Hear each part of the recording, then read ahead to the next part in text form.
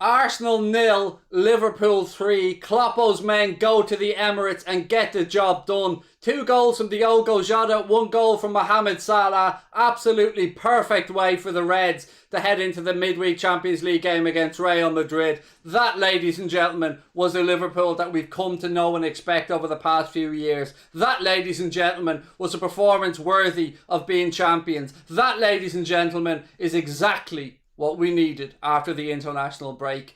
Oh, I'm so happy with that result. We'll go through the goals. We'll ask you guys for your man of the match. We'll give you player ratings and everything else in between. But that was a big result for us today, folks. After Chelsea losing earlier on in the day, after Leicester losing earlier on in the day, it was imperative that the Reds got the 3 points at the Emirates. And we did it. It was a tense first half. We missed a couple of chances, but we finally went and got the job done. 3 points to the Reds, and I am absolutely over the moon to have real football back and to have the real Reds back. Jota comes on, and within minutes of coming onto the pitch, has himself a goal and sets the tempo for how the rest of the game was going to go. What a signing he has been from Jurgen Klopp and the recruitment team. What a piece of business he is. What a bargain he will turn out to be. And my God, is he already a fan's favourite and idolised by us Reds all around the world. We call him Diogo for a reason. The man comes on, bang, straight away, header, much like his goal for Portugal. We've loads to get through, folks. Of course, we want to mention again about Claude, because today this match was all about remembering Claude as well. You know Claude from AFTV, you know him from Claude and the Bansters. It was terribly sad, and we all mourn the passing of Claude this week. So before we get going and we celebrate too much, it is important to just remember that today we had our 19-minute clap for Claude on 19 minutes, and our love, our best wishes, our thoughts go out to Claude's family, to AFTV, to Claude and the Bansters, to all the Arsenal fans around the world. Claude was one of the reasons that fan channels existed. Claude was one of the pioneers of fan channels with Robbie and the guys in AFTV and Mark and others before him. Obviously Mark in the United stand, but he'll never be forgotten. Never, ever, ever be forgotten. And, you know, any of us that have managed to spend time speaking with him will only have ever benefited from that time, because he was a true gentleman. He had a heart as big as the ocean, and it's a terribly sad loss to the world of football and fan content. So I wanted to just start out with that again, because it has been a very difficult week. But on the positive aspect of it as well, we did have the good news that young man Marcelic, who had his liver transplant, that operation was a success. That took place earlier on in the week. We'll still be looking to help the family raise the funds needed to pay for the operation, which was an astronomical $1.8 million. But good news that the father's liver has been successfully, 40% of it, given to his son, and we hope that Marcelic and his father make a full and speedy recovery. So, you know, it was a mixed bag with emotions this week, but that is a great way, folks, to enter back into Premier League football. That is a great way for the Reds to say we're back and we're fighting, just like Kloppo said all week. We've done it. We've got a big 3 points tonight on a weekend where where Chelsea lost 5-2 against West Bromwich Albion, where Leicester City were beaten. We've done what we needed to do, which was take care of our own result. And now we can await and see how the rest of the fixtures go over the course of the weekend. Look ahead to the game against Real Madrid and really rub our hands together as we start moving towards the serious end, the business end of the season. Addison, how are you, mate? Welcome in. Allay, indeed, Sean. We'll be belting that out on Tuesday night, mate. Diogo, indeed. So we start off with some player ratings, folks. So we do that because I don't really do that very often to start the stream. So let's go with some player ratings today, and I will include the substitutes for once. So here we go. To start off with, Alisson Becker gets a 10 out of 10. Why is he getting a 10 out of 10? Because of his tash, obviously. He only had one real save in the match to make, but that tash deserves a 10 out of 10. I've never given a 10 out of 10 before, but if you can't give a 10 out of 10 for that moustache, I give up. I don't know who you can give a 10 out of 10 to.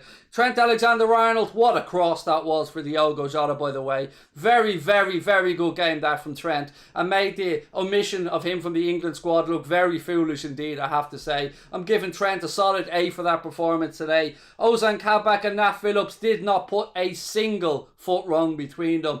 Both of them did everything that was asked of them. They look calm, they look composed. Solid sevens for me for both of them. And the reason it's only a 7 is because they weren't put under that much pressure, but anything they were asked to do, they did magnificently well. Robbo, look, this was not Robbo's best game. There's no hiding away from it. He's played a lot of football. We love Andy Robertson. But today, for me, Robbo gets a 6. It wasn't his best performance. It was a great call by Jurgen Klopp to move Jimmy Milner to left back and to bring Jota on. So nothing against Robbo. We love him. But today, I'm going to give him a 6. Moving into midfield then, it's just been, look, Jimmy Milner, let's start with him. Put in a shift. I was a bit nervous about seeing him in the starting lineup, but you always get 100% effort from Jimmy Milner. 7 for James Milner for me. Fabinho, I thought, was absolutely phenomenal in the centre of the park. Wins everything, every duel that comes his way. Intercepts the ball, picks out the passes, gets us on the front foot going forward. He is one of the best defensive midfielders I've seen in a very long time. And for me today, I'm going to give him a 9, ladies and gentlemen. That's how good I thought he was today. So Fabinho's getting a 9 for me. Thiago was mate alongside him in midfield. Excellent game from Thiago today. Again, does what Thiago does. Steps in, wins the ball, keeps it moving. Nothing too flashy at times, but just kept the ball moving. Always looking for an angle, always looking for a pass. I'm going to give him a good solid 8 today for Thiago. I thought it was a very, very good performance. Mohamed Salah on that right hand side did struggle at times to get really involved in the game. Had a few half chances that didn't quite go his way, but when he took his goal, he took it magnificently well. So for me, Mohamed Salah gets a solid 7.5 out of 10. I couldn't give him a 7 because I felt too miserly, and I couldn't give him an 8 because other than the goal, I don't think he had as impactful a performance as we'd like from Salah. But he got his goal, and that's what Mohamed Salah does. Moving into Bobby Firmino, I thought Bobby Firmino played very well today, you know. I've been one of his biggest critics, and I'm also his biggest fan.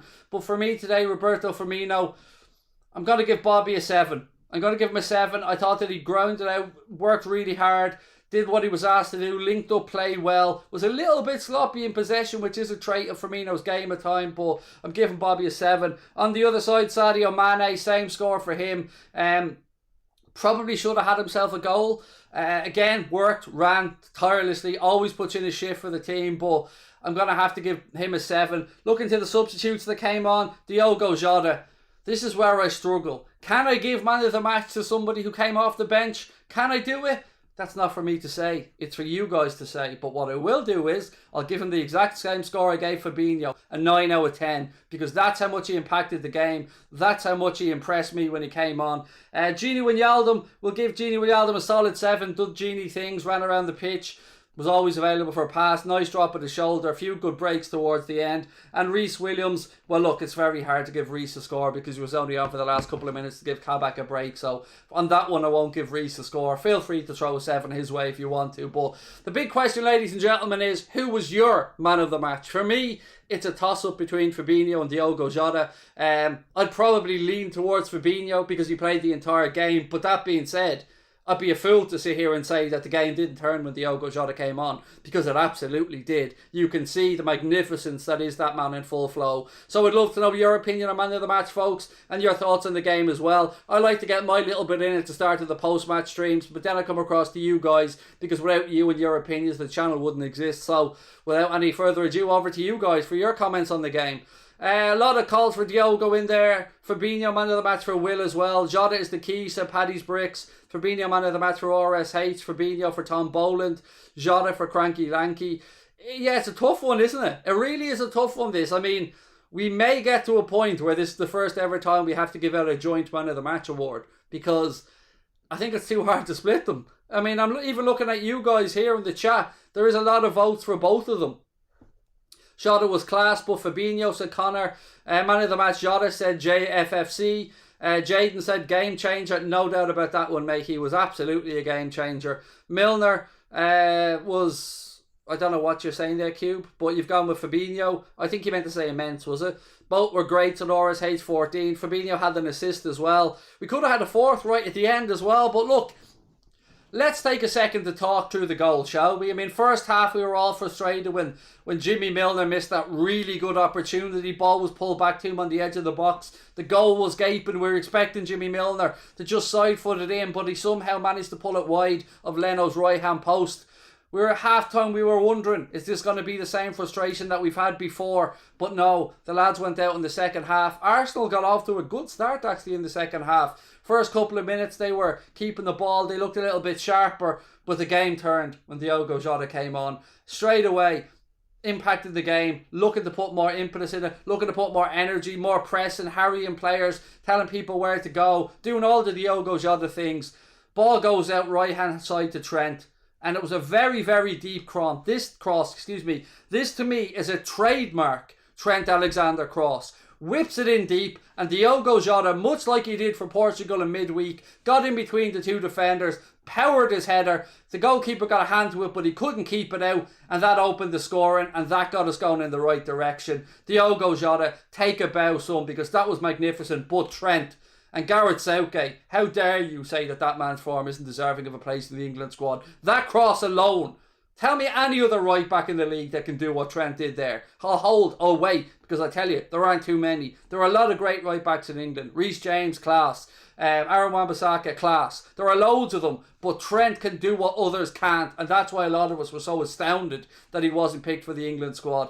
Second goal then, Mohamed Salah. The ball was played through. It was him and Gabriel, mano a mano. He wanted it more. He outbattled Gabriel. Keeper came out, used his right foot, nutmegged Leno, made it 2-0. Boom. That's when we all started to feel a little bit comfortable. But Jota wasn't finished yet, folks. Oh no, Diogo Jota wanted himself another one. Ball played into the box. Mane had a bit of a heavy touch. Then Diogo comes screaming in, just passes it past the keeper. 3-0. Game, set and match. Beautiful. Football magnifique. Happy Liverpool fans all around the world. Zagadun, mate, welcome. And thank you for the super chat. Apologies if Zainuddin. Excuse me if I mispronounced your name, mate. Callum Cranston, welcome back, mate. Welcome to Anfield Agenda FC. Great to see you, buddy. And yeah, you know where the Discord group is, Callum. You know at this point where it is, mate. Welcome back in. What have we got? Anybody from Kenya? We celebrate together, said Jeff. Lots of love to you, mate, and everyone that's watching. How Jota get a goat? Or maybe a sheep or a cow, but not a goat. That's confused me. But give the man what he wants. Give him a goat. Give him anything. Give him 12 chickens. What else have we got? Grats on the dub, mate. Happy for Liverpool. Thank you very much, Maximiliano, mate. Very, very kind of you. To be fair, Trent was my man of the match, said Kazooie. No problem there. Shay, you want to take a second, mate, just to laugh at Chelsea's result? No problem, mate. There you go, mate. I did my best. People were warning me before the game, you know, don't say too much. Don't talk about it too much after what happened with Villa. I don't care. I don't care. That it needed to be laughed. That's what football's about. We all banter each other in these scenarios. Cube says Jota can have his children. I'm sure, you know, that's a conversation for another day, perhaps. Give my pillow to Trent and he'll smash it in, said Jurgen Klopp. Fabinho was immense, said Noah Byrne, which he was. And look, that puts us in absolutely cracking form, folks, doesn't it? Ahead of the game against Real Madrid coming up on Tuesday. I mean, I'm buzzing. Absolutely buzzing for this one coming up. Now, it is going to take place in the Di Stefano Arena, which is Real Madrid's B team, or their training ground, basically, where they play the reserves play their game. So it's not going to take place at the Bernabeu, because Real Madrid have been playing all the games there this season while work's being done on the Santiago Bernabeu. But it's still going to be a difficult task. I mean, I fancy us to get through over the two legs, if I'm being honest with you, but I don't think it's going to be easy. So yeah, big match, massive match coming up there as well.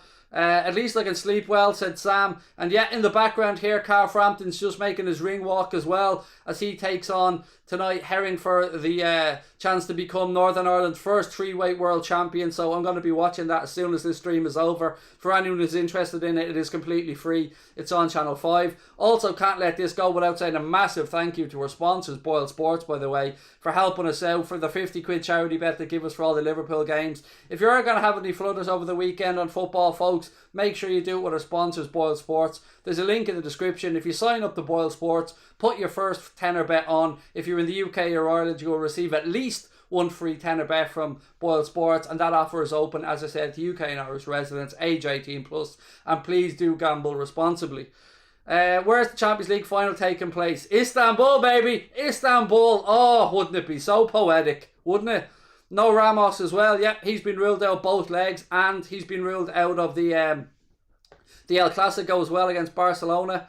I feel like Firmino's been poor this season, but we found the replacement. Welcome Diogo. He hasn't had his best season, Dacron. I'm his biggest fan, mate, but, you know, I'm a realist, and I would agree with you.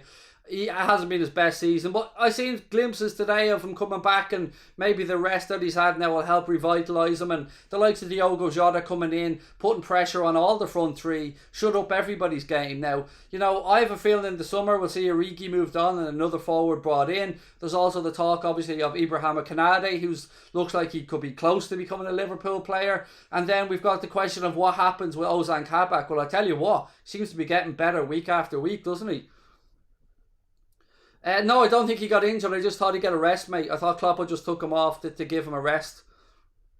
Do you think Nat and Ozan will start against Madrid? Yes. I mean, they're keeping clean sheet after clean sheet. How could you not break up the partnership? Or how could you break up the partnership? Excuse me, they have to start. So for me, yeah, 100%. They've got to play Fabinho in midfield, Thiago in midfield, and then do you go with Gini? Do you go with Naby? I don't know. That's up to the gaffer, and we'll wait for Tuesday for that one. Hey Craig, great performance from Liverpool tonight. Thank you, Carter. Yeah, I'm over the moon, mate. My voice is absolutely destroyed here, but I'm over the moon with it. Khalid said, I'm a United fan, but I respect you. Thank you, brother. I respect you too, and lots of love to you. And thank you for coming in, mate, and sharing your thoughts, especially those kind ones. Is Mbappe coming to Liverpool? I hope so, but I wouldn't be putting a penny on it, mate. Do you know what I mean? That's a big, big ask, that one, to fund that move. We did see, of course, this week the confirmation that Red Bird Capital, and LeBron James have taken that 10% ownership in FSG right across the board. So LeBron and Jerry Cardinal and everybody wrapped up with that consortium will now own 10% of Liverpool. They'll own 10% of the Red Sox, 10% of Fenway Racing or New England Racing or whatever the racing is called over there as well, and lots of other bits and pieces. But this is a very clever strategic partnership that will see lots of other markets and opportunities open to Liverpool and the Red Sox as well. So we know that our owners want to go and help LeBron buy an NBA team when he finishes playing, because the rules state you can't own one when you're playing. They're looking at potential NHL team as well, maybe even an NFL team. So, you know, times could be good ahead, folks, but we're only concerned about the red side of it, aren't we? And today, it was about getting the 3 points. It was about how we react after that international break, and we came out today fit and firing, and it was absolutely magnificent. So I'm going to head off into the Saturday night and Easter Sunday absolutely full of the joys of spring,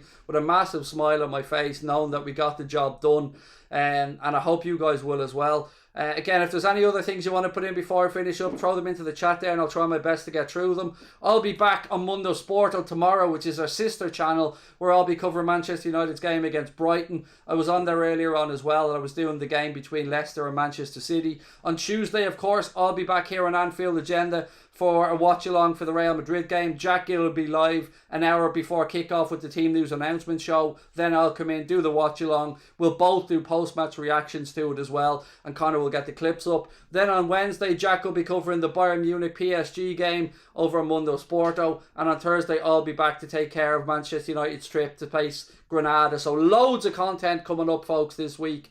And what else we got? You sad Genie is leaving. Absolutely sad. Callum, thank you for the super chat, mate. Said, hello Craig, how's life? Hope you're well, my man. Love to you from sunny Cumbria. I'm surprised by this season. What do you think the issue has been?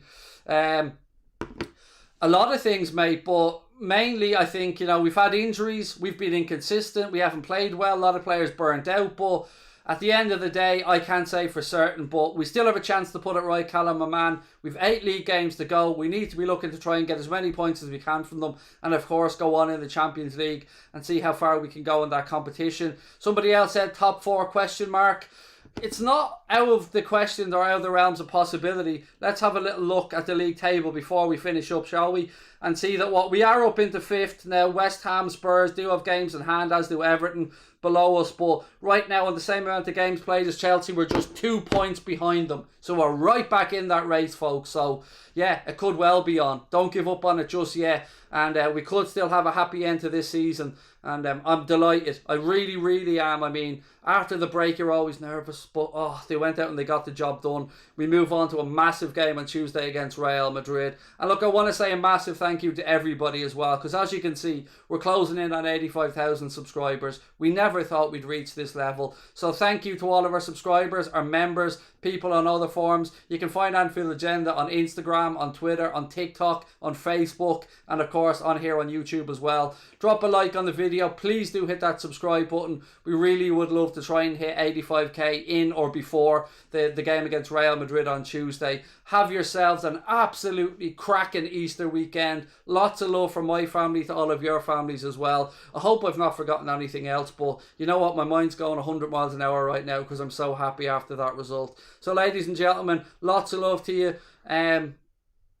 Yeah, look, enjoy it. The Reds have won. We're back, and hopefully this is the start of things to come. So, lots of love to all of you. Have a cracking Easter weekend. Make sure you eat a shitload of chocolate. Thank you again to our sponsors, Boyle Sports. Thank you to you guys for being absolute legends. I'll talk to you soon. Tomorrow I'll be back with a late night agenda.